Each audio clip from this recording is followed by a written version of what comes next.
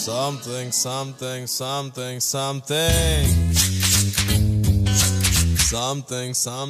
there is something. Come on. ACT ప్రేక్షకులకు నమస్కారం. ఈరోజు మనం అంటే భారతదేశంతో పాటు ఖండాంతరాలకి మన దేశ కీర్తిని వ్యాపింపచేస్తున్నటువంటి ఒక కోచ్ దగ్గర ఉన్నాం. ఆయన స్విమ్మింగ్ కోచ్. ఆయనతోనే మాట్లాడి ఆయన సాధించిన ఘనతల్ని మనం తెలుసుకుందాం.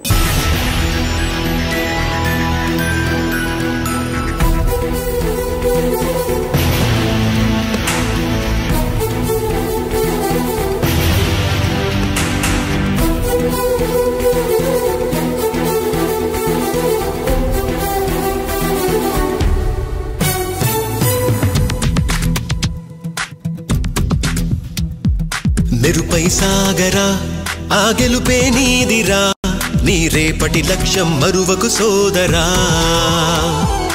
నిప్పులు చిందినా ఏ పిడుగులు ఆపినా ఆ చుక్కల నేగిల దించే నీ శక్తిని యుక్తిగా చూపే నటరాజై నువ్వు రాజై నీ గెలుపే నీలో. సార్ నమస్తే, మీ గురించి కొంచెం మా ప్రేక్షకులకి వివరిస్తారా?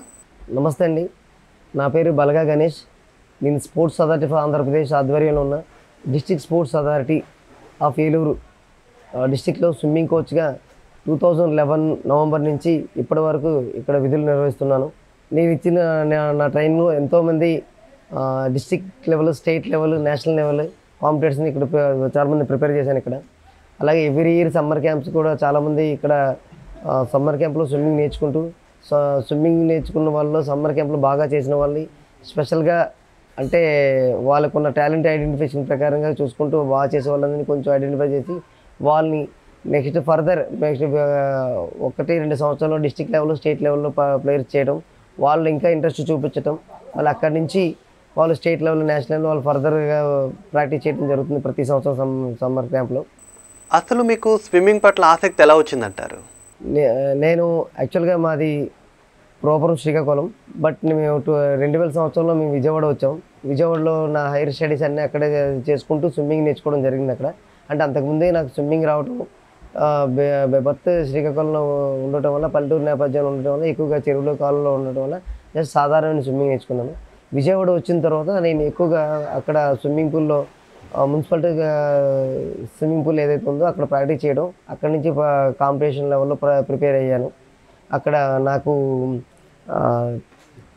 ఫస్ట్ నా కోచ్ గారు తిరుమల కుమార్ గారు అని, ఆయన రైల్వే ఎంప్లాయీ అయినా, ఆయన కూడా పారా ఇంటర్నేషనల్ మెడలిస్ట్ ఆయన.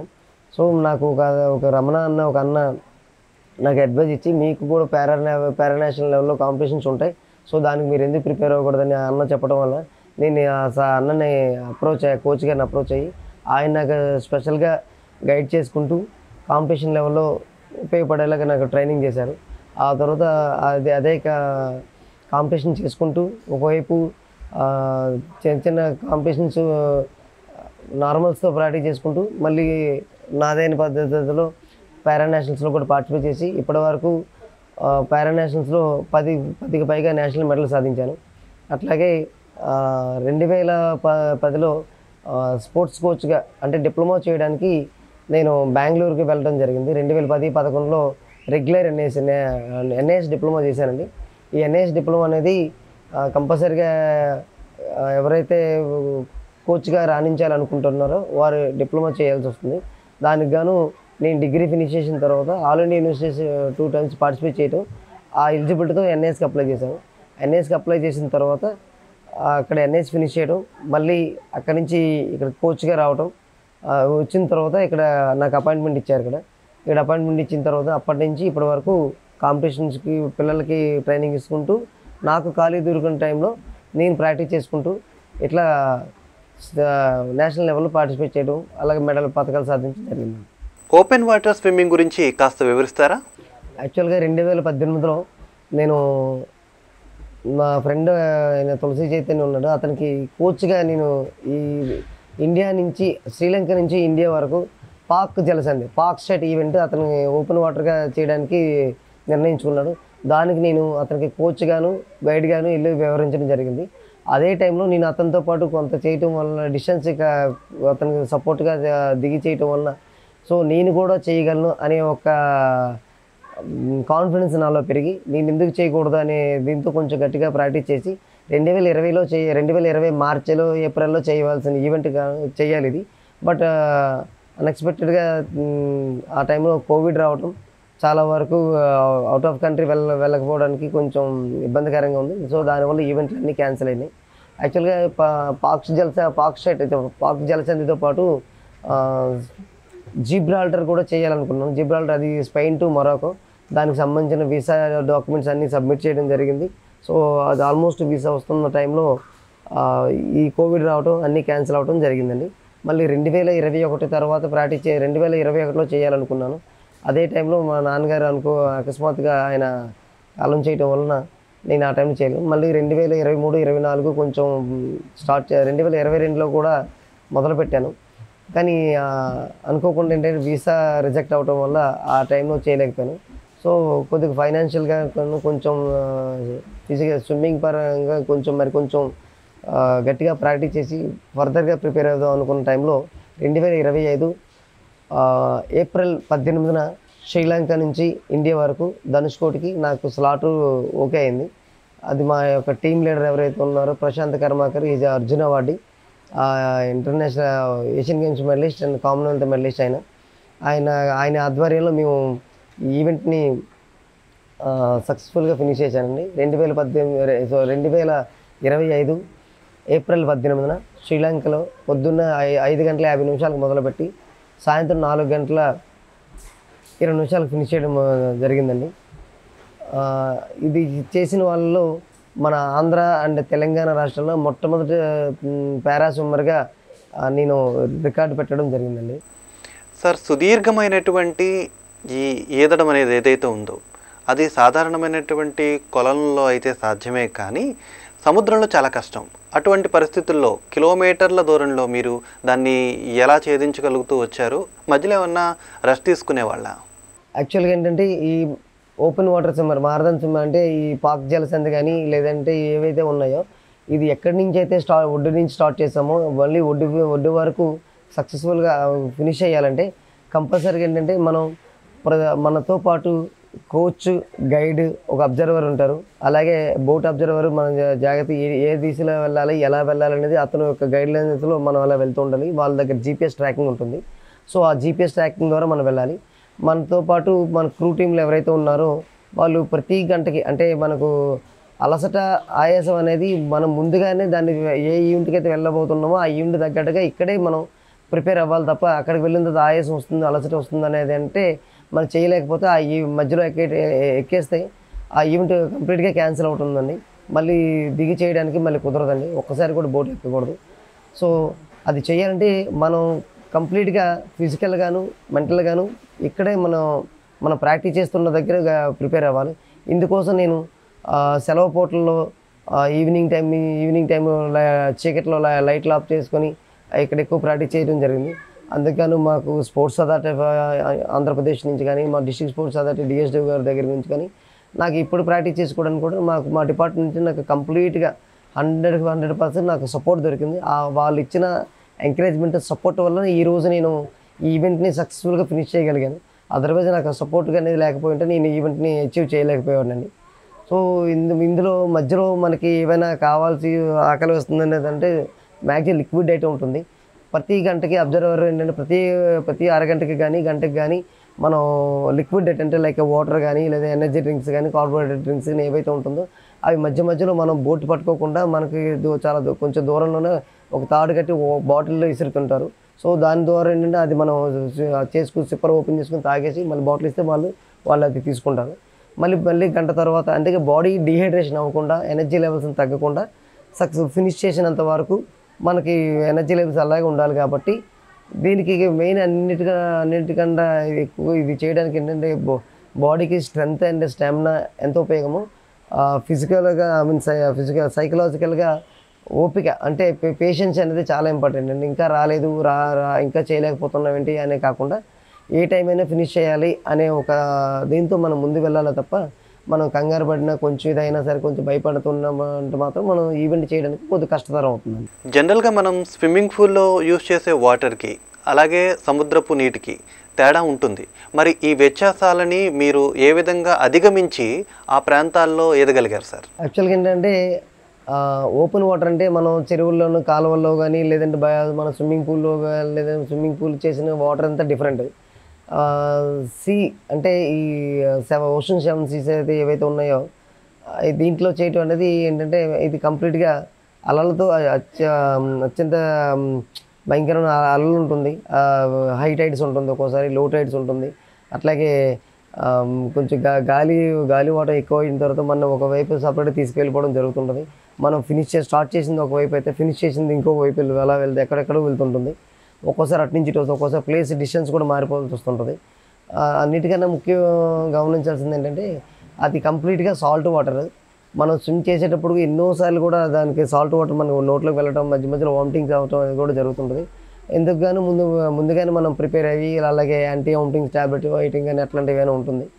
సాల్ట్ వాటర్ అనేది అంటే ప్రాక్టీస్ చేస్తూ ఉండాలి. అందుకే అప్పుడు మీ ప్రాక్టీస్ కోసం మధ్య మధ్యలో ఒక్కోసారి సీలో ప్రాక్టీస్ చేయడానికి అలా వెళ్ళడం కానీ జరిగింది.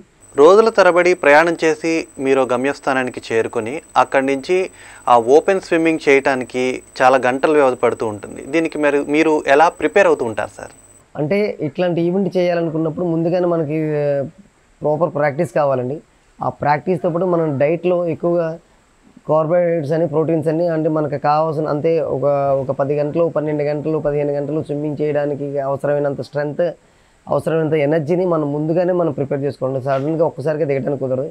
దీనికోసం ఒక 6 నెలల నుంచి 4 నెలల నుంచి ప్రాక్టీస్ ఆల్రెడీ స్విమ్మర్ అయితే ఒక 6 నెలల నుంచి ప్రాక్టీస్ చేసుకుంటూ వెళ్తూ ఉంటే లోడ్ని పెంచుకుంటూ వెళ్ళాలి. అంటే మనకి ఫర్ ఎగ్జాంపుల్ వీక్లీ వన్స్ కంటిన్యూస్గా 5 km చేయటం కానీ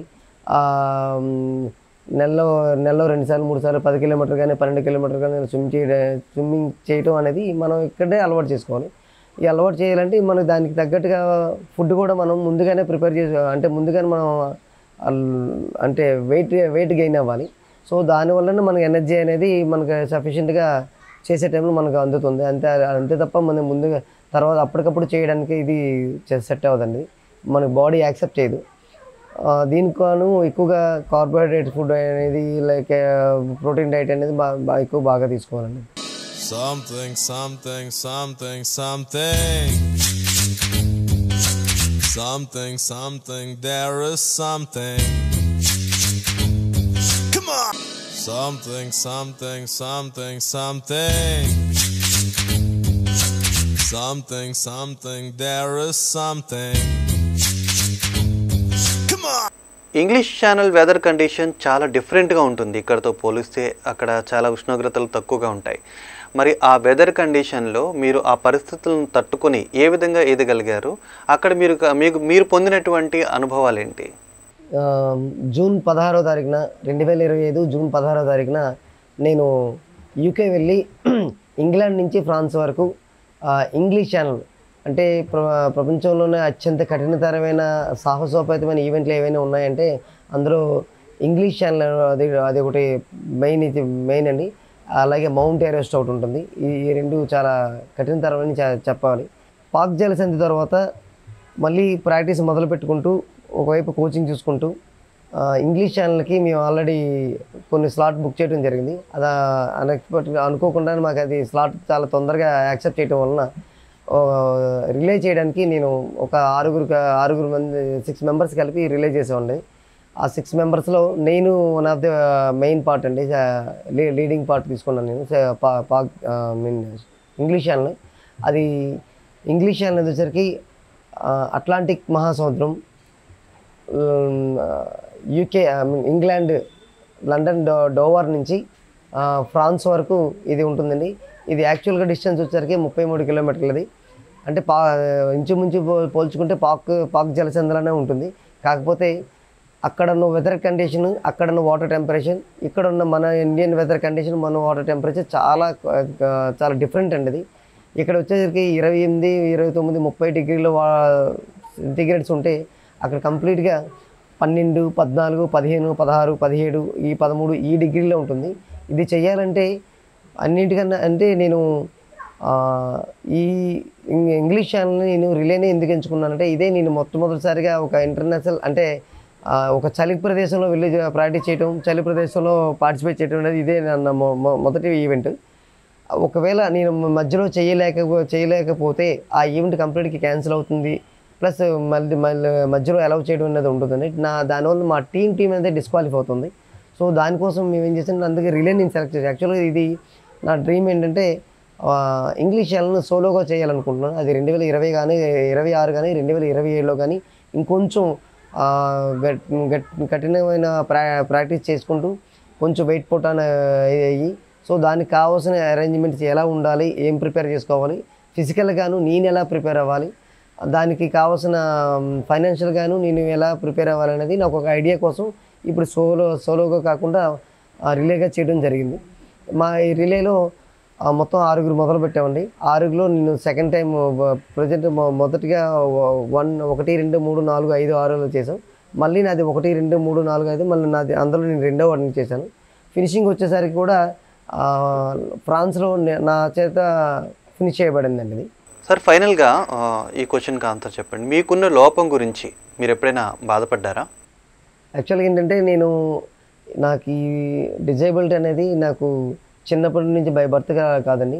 10 ఏళ్ళు 11 ఏళ్ళ వయసులో నాకు అనుకోకుండా హై ఫీవర్ రావడం, ఒక 10 రోజుల నుంచి 15 రోజుల వరకు దానితో బాధపడుతూ అకస్మాత్తుగా నాకు ఈ రైట్ లెగ్ అనేది పెయిన్ రావడం, దానికి సంబంధించిన అప్పుడు నేను శ్రీకాకుళంలోనే హాస్పిటల్లో ట్రీట్మెంట్ తీసుకోవడం జరిగింది. ఆ ట్రీట్మెంట్ ఆల్మోస్ట్ 1 year వరకు తీసుకోవడం జరిగింది. ఆ తీసుకున్న టైంలోనే ఇది ఇలా ట్రీట్మెంట్ సెట్ అవ్వకపోవడం వల్ల నాకు అప్పుడు తెలిసింది ఇది పోలియో ఫీవర్, ఇది ఇలా రావడం జరిగింది.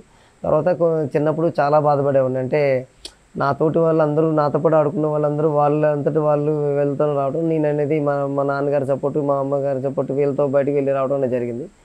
దీన్ని ఎలాగ చేసుకుని కొన్ని రోజులు బాధపడేవాడిని నాలో నేను. అట్లా చదువుకున్న రోజుల్లో కూడా ఎప్పుడైతే నేను ఈవెంట్లో అంటే ఇలాగ పారా స్పోర్ట్స్ కూడా ఉంటుంది, దాంట్లో పార్టిసిపేట్ చేస్తే కూడా బాగుంటుంది అని అనుకున్నాను. 2006లో పార్టిసిపేట్ చేశానండి. కోల్కత్తాలో జరిగిన పారా నేషనల్లో పార్టిసిపేట్ చేశాను. ఆ పారా నేషనల్లో పార్టిసిపేట్ చేసిన తర్వాత నుంచి నాకు తెలియకుండానే అంటే చాలామందితో పోల్చుకుంటే నేను ఏదైనా సాధించగలను అనే ఒక కాన్ఫిడెన్స్ అనేది ఆ ఈవెంట్కి వెళ్ళడం జరిగింది. సార్ ఫైనల్గా ఇప్పుడు స్విమ్మింగ్ వైపు రావాలనుకుంటున్న వారికి మీరు ఇచ్చేటువంటి సలహాలు, సూచనలు ఏంటండి? డిజేబిలిటీ అనేది నేను అనుకున్నది ఏంటంటే అది శరీరానికి ఉండాలి తప్ప మనసుగా ఉండకూడదని నా యొక్క చిన్న మాట అది. అంటే నేను డిజేబిలిటీ అనుకున్నంతసేపు నేను ఎక్కడికి వెళ్ళి బయటకు కూడా రాలేకపోయాను. చాలామందితో పోల్చుకుంటే నథింగ్, అంటే డిజేబిలిటీ అనేది నాకు చిన్న ఒక లోపం తప్ప ఇది నాకు పెద్ద లోపం కాదని నేను ఫీల్ అయ్యి, అలాగే మాకు ఈ రీసెంట్గా మాకు పారా స్పోర్ట్స్ అసోసియేషన్లో ఆల్రెడీ గవర్నమెంట్ ఇచ్చిన మాకు స్పోర్ట్స్ కోటాలో చాలామంది జాబులకు అప్లై చేయడం జరిగింది. మాకు ఇప్పుడున్న గవర్నమెంట్ కానీ గత గవర్నమెంట్ ప్రభుత్వం కానీ పారా స్పోర్ట్స్లో పార్టిసిపేట్ చేసిన ప్రతి ఒక్కరికి నా క్యాష్ ఇన్సెంటివ్స్ అనేది నేషనల్ మెడల్ కొట్టిన వాళ్ళందరికీ ఇవ్వడం జరుగుతుంది. అలాగే నేను దాని నుంచి కూడా ఇది కానీ పారా అంటే డిజేబిలిటీ అనే వాళ్ళు అట్లానే ఇంట్లో ఉండి నేను చేయలేకపోతున్నాం, మా వల్ల ఏమీ కాదు అనుకున్న వాళ్ళు కూడా స్పోర్ట్స్లో రాణించడానికి ఇప్పుడు ప్రజెంట్ ఉన్న సిచ్యువేషన్ చాలా చక్కటి ప్లాట్ఫామ్గా ఉందండి. అంటే ఫర్ ఎగ్జాంపుల్ ఇప్పుడు స్విమ్మింగ్ ఒకటే చేయాలని కాదండి, స్విమ్మింగ్ చేయలేని వాళ్ళు అథ్లెటిక్స్ కూడా ఉంటుంది. అలాగే షార్ట్ పుట్ వెయిటింగ్ కానీ, ఇలా జావలిన్ వెయిటింగ్ కానీ, వీల్ చైర్లో కూర్చొని కూడా shot put wheelchair javelin, అలాగే వీల్ చైర్ రేసింగ్ ఉంటుంది. అట్లాగే సింగిల్ అలాగే జావలిన్ త్రో, అట్లాగే డిజేబిలిటీని బట్టి కేటగిరీ ఉంటుంది. అంటే మన ఒక డిజేబిలిటీ కదా, మనం అందరితో పాటు పోటీ పాటలేమేమో అనే ఒక భావం కాకుండా దీంట్లో కూడా డిజేబిలిటీలోనూ కొన్ని కేటగిరీలు ఉంటుంది. పర్సంటేజ్ని బట్టి, వాళ్ళ యొక్క అంగవైకల్యాన్ని బట్టి పర్సంటేజ్ ఉంటుంది. సో దాని ప్రకారం నుండి ఏది దీనికి సెట్ అవుతుందో అది మనం చూస్ చేసుకున్న దాన్ని బట్టి ఉంటుంది. చాలామంది పారా బ్యాడ్మింటన్ ఉన్నారు, చాలామంది పారా టేబుల్ టెన్నిస్ వాళ్ళు ఉన్నారు, చాలామంది పారా బాస్కెట్బాల్ ఉన్నారు, అలాగే పారా షూటర్స్ ఉన్నారు, అలాగే పారా హై జంప్, పారా లాంగ్ జంప్, అలాగే స్విమ్మింగ్లో వచ్చేసరికి పారా స్విమ్మింగ్ కాంపిటీషన్స్, అలాగే ఓపెన్ వాటర్కి వచ్చేసరికి ఇప్పుడు నేను చేసిన ఈవెంట్లు ఏవైతే ఉన్నాయో అట్లా మాకు పారాలో కూడా చాలా స్పోర్ట్స్ ఉన్నాయి. సో నా యొక్క సందేశం ఏంటంటే పారా వాళ్ళు ఎవరైతే ఇట్లా ఇంటి దగ్గర ఉన్నారో వాళ్ళు చిన్నప్పటి నుంచే ఇది మా పిల్లలకు వచ్చిన ఒక అంగవైకల్యం, దీనివల్ల మాకు ఎక్కడికి వెళ్ళలేకపోతున్నాం, ఏం చేయలేకపోతున్నాను, తనకంటూ తనని తను ఒక రోల్ మోడల్గా మార్చుకోవడానికి స్పోర్ట్స్ అనేది ఒక గొప్పటి అవకాశం. అంటే స్పోర్ట్స్ అనేది కాదు, ప్రతి రంగం అలాగే చదువుకుంటూ కూడా చేయొచ్చు. కానీ స్పోర్ట్స్ అనేది చేయటం వల్ల ఏమవుతుందంటే నలుగురిలోకి వచ్చి పార్టిసిపేట్ చేయటం వలన తన యొక్క కాంపిటేటివ్ స్పిరిట్ నలుగురిలో చేయటం వల్ల ఆ స్పిరిట్ పెరగడం వల్ల తనలో తన యొక్క ఆత్మస్థైర్యం పెరిగి, అంటే నేను కూడా చేయగలను, నేను కూడా సాధించగలను అనే ఒక తపన కానీ, లేదంటే వాళ్ళ యొక్క మైండ్ సెట్ అనేది చాలా మారుస్తుంది అనేది ఈ స్పోర్ట్స్లోకి వచ్చిన తర్వాత నాకు బాగా అర్థమైందండి. సార్, మీరు మీ విలువైన సమయాన్ని వెచ్చించి మాకు అనేక అనుభవాలను వివరించినందుకు ప్రత్యేక ధన్యవాదాలు. అలాగే మీరు మరిన్ని ఛానల్స్ని, మరిన్ని జలసంధుల్ని ఇది మన భారతదేశానికి, మన రాష్ట్రానికి, మన ఏలూరుకి కూడా గర్వకారణంగా నిలవాలని మనస్ఫూర్తిగా కోరుకుంటున్నాం సార్. ధన్యవాదాలు.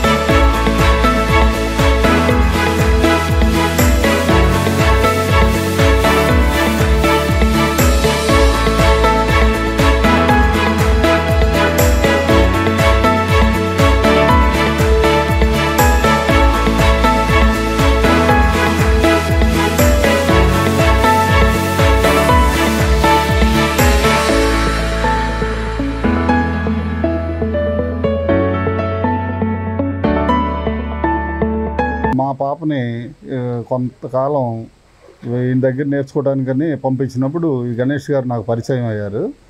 అయితే ఆయన సౌమ్యంగా ఉండటం, చాలా ఇంట్రెస్ట్గా కోచింగ్ ఇచ్చే విధానం అది నాకు చాలా నచ్చిందండి. ముందు 2-3 సార్లు వచ్చి నేను చూసుకొని వెళ్ళి మళ్ళీ తర్వాత సరేనమ్మా అని నేను జాయిన్ చేశానండి. జాయిన్ చేసిన అతి కొద్ది కాలంలోనే మా బాబుకి స్విమ్మింగ్ అది నేర్పారు. సరే, పాప కొంచెం అప్పుడు ఎడ్యుకేషన్ మూలాన కొంతకాలం మళ్ళీ నేను బ్రేక్ చేశానండి. అయితే ఈయన విషయం ఏంటంటే, ఈయన పువ్వు పుట్టగానే పరిమళిస్తుంది అనే విధంగా నేను ఆయనలో చూసింది ఏంటంటే, ఆయన స్విమ్ చేసినప్పుడు నేను చూసేవాడిని, ఇక్కడికి వచ్చినప్పుడు ఎప్పుడన్నా బాగా చేసేవాడు. నాకు సరే జనరల్గా తెలుసు కదా అని ఊరుకున్నాము. ఆ తర్వాత ఈయన పాక్ జలసంధి ఈదటం ఇవన్నీ చూసి నాకు చాలా ఇంట్రెస్ట్ అనిపించింది. ఇప్పుడు ఏకంగా ఇంగ్లీష్ ఛానల్ ఇది వచ్చాడని నా మిత్రుడు వీళ్ళ ద్వారా తెలుసుకొని చాలా ఎగ్జైట్ అయ్యాము మేము. సరే, నా ఉద్దేశం ఏంటంటే, ప్రతి వ్యక్తికి కూడా మనసు ఉంటే మార్గం తనంతట తనే వస్తుంది. మనసు ఉంటే మార్గాలు అనేకం అని పెద్దలు అన్నారు చూసారా, అది మనం ఎప్పుడూ గుర్తుంచుకోవాలి. గోపాల్, నేను ఏలూరులో వ్యాయామ ఉపాధ్యాయుడిగా పనిచేస్తున్నాను. గణేష్ గారు very nice person, gentleman. Is a good coach. పిల్లలకి ఎలా కోచింగ్ ఇవ్వాలో, ఏ వయసు వాళ్ళకి ఏ రకంగా కోచింగ్ ఇవ్వాలో తెలుసు. చిన్నల్ని పెద్దల్ని అందరిని గౌరవిస్తాడు. సహజంగా మనతో ఉన్నప్పుడు చాలా సరదాగా జోయల్గా ఉండే వ్యక్తి కోచింగ్ ఫీల్డ్కి వెళ్తే చాలా సీరియస్గా స్ట్రిక్ట్గా ఉంటాడు. అందువల్ల అనేక విజయాలు తన పిల్లలకి తాను తెప్పించగలుగుతున్నాడు. మంచి ప్రణాళికాబద్ధంగా టైం టేబుల్ ప్రకారం వాళ్ళకి ముందు స్విమ్మింగ్ పూల్లోకి వెళ్ళడానికి ముందుగా వాళ్ళ చేత వార్మప్ చేయించడం, తర్వాత స్విమ్మింగ్ చేయించడం, అందులో మెళకువలు నేర్పడం అనేది చాలా ఆయన ఇంట్రెస్ట్గా చెప్తాడు. మెయిన్ ఆయన సబ్జెక్ట్ ఇంట్రెస్ట్. అందువల్ల ఎంతోమంది జాతీయ స్థాయి వరకు కూడా ఎంతోమంది పిల్లలు ఆయన చేతిలోంచి వెళ్ళడం జరిగింది.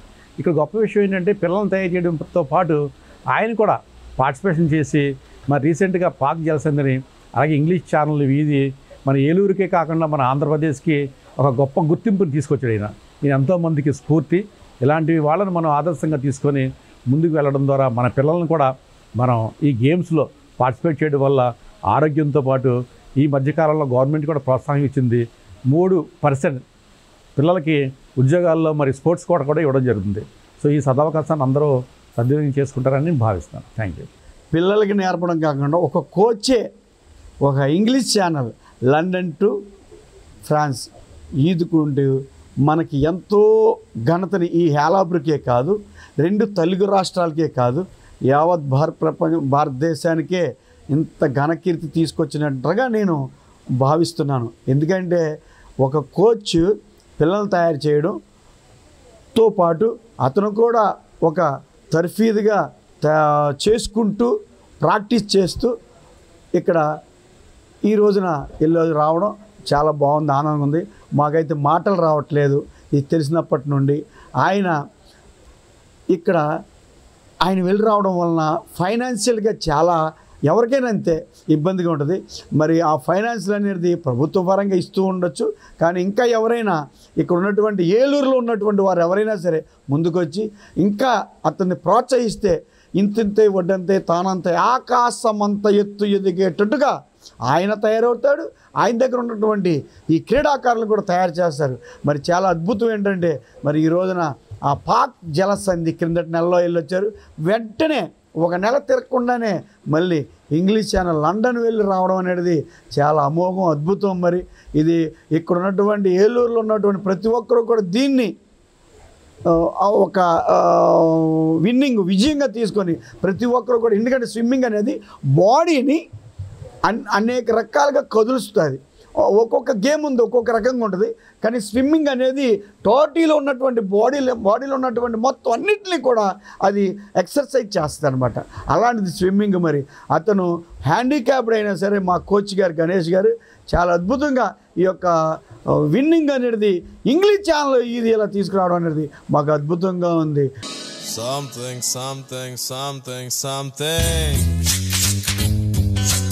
Something, there is something.